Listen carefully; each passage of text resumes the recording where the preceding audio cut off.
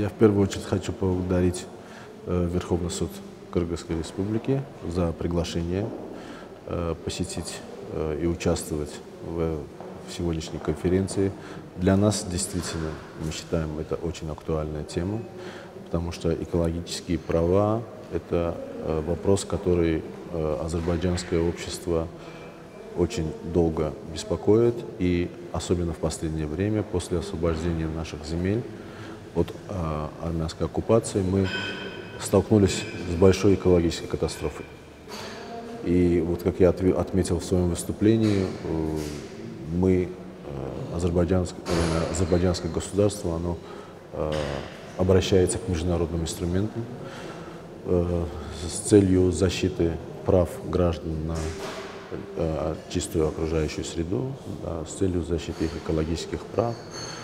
И мы выступаем, наш президент выступает с различными инициативами в области развития зеленой энергии.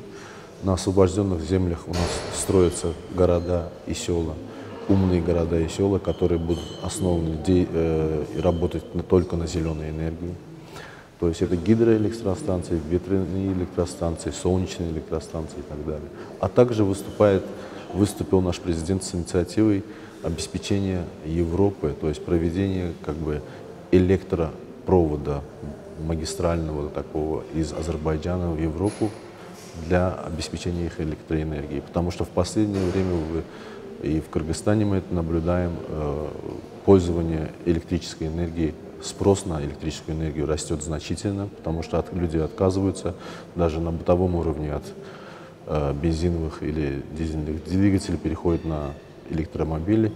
Это значит, спрос на электроэнергию возрастает в больших количествах, поэтому мы тоже в этом направлении идем. И для нас сегодняшняя конференция поэтому очень ценна, важна, и очень интересные выступления были, в том числе о мерах, которые проводятся в стране по защите экологических прав, а также опыт иностранных государств, судебных систем в области именно этих вопросов экологии.